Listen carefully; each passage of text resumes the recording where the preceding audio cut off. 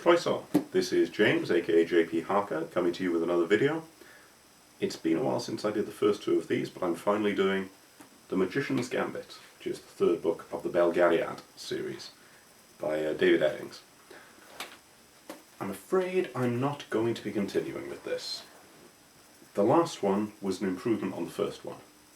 This is not an improvement on the last one, unfortunately, so because I only own these three, I'm not going to bother going further with it.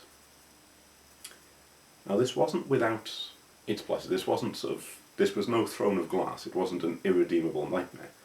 This had some okay stuff in it. I mean, an important thing for me, I don't like the word magician in fantasy, and I had that issue with a previous book series. So I like that early on in this they say, why are you saying magician? And they say, well, it's a sort of insult among the magical community. So I did like that they threw that in. I did like that we had another perspective other than Garion's, even if it wasn't a particularly fun perspective, at least we had one. And I liked, I have to look at his name, Malorion, because no matter how hard I try, I say it as Mandalorian in my head, because that's cooler. And in fairness, he's this sort of armoured guy who goes around battering folks, so there's a connection there. But it looks so similar to the word. I've been reading him as Mandalorian all the way through, but that's fine. He's alright. And as before, some of the supporting cast are alright. Silk's quite cool. The rest of them are okay, they're not bad, they're your standard sort of questing group of heroes. Our wise wizard Gandalf is a little bit more worldly than actual Gandalf, which makes him a little bit more relatable. But on the whole, Garion is still quite infuriating, Aunt Poll is still quite irritating, and we're still suffering, I'm occasionally checking my notes, sorry, we're still suffering from a major flaw we've had in a couple of these.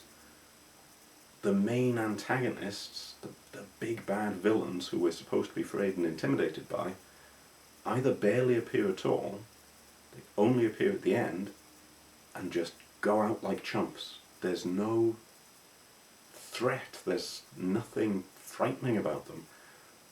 In this case, the magician, no one cares. They talk about him a few times, we see him towards the end, and he's just a useless villain. There's nothing to him, and he makes obvious mistakes, and the same thing was true in the previous one, Queen of Sorcery.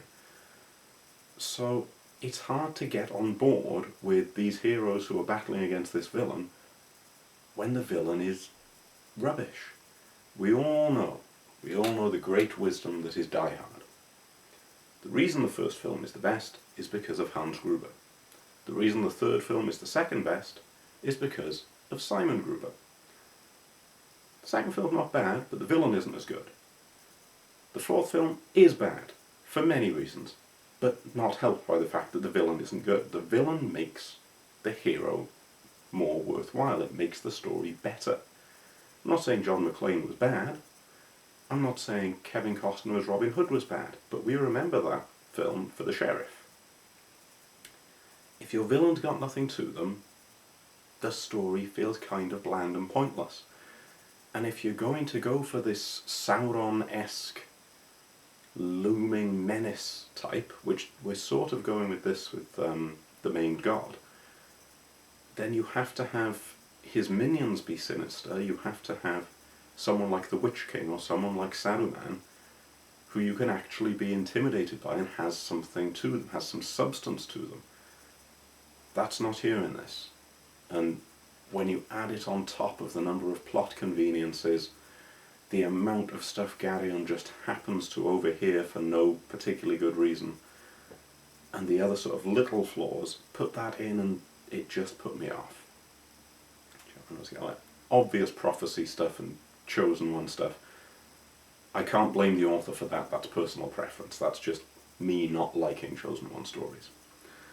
The subtle little anti-communist hints that they have in there for the Murgos and their lack of individuality and they have no property and all of that, I'll forgive it because this is 1983, so said, it's alright, I suppose. I didn't like it, but I'll allow it. Was there anything else that was good? There was very little I wrote down that was good, I'm afraid.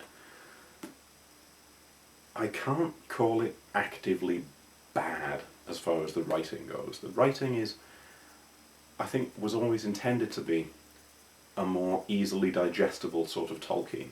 Tolkien, for all his genius and for all the wonder of his books, the prose style can be a bit tricky to get on board with. This isn't. This is an easy prose style. Maybe it's written for a slightly younger audience, but it's an easy read. It's just not a deep read or a particularly fun read. And I'd heard somebody saying on one of my last ones, and they're probably right, I'm not saying they're wrong or anything, that this was meant to be almost like Jane Austen's Observations on Society. You have to read it with a pinch of salt because David Eddings is sort of poking fun at the fantasy trope, at this chosen one, at this Mary Sue of Aunt Paul, even though she's semi-Mary Sue, she's kind of irritating.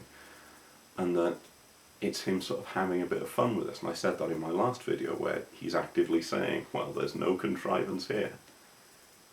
Trouble with that is that if you're going to lampoon something, don't expect people to take it seriously. And from this, it looks like he is trying to get people to take it seriously for the most part. So either he's not very good at lampooning, or he's not very good at writing fantasy. And I know it's easy for me as a small-time, pre-successful author to be throwing shade at a successful author, but being successful doesn't make you free of criticism. Some people are very successful and they're very good. Some people are very successful and they're very bad.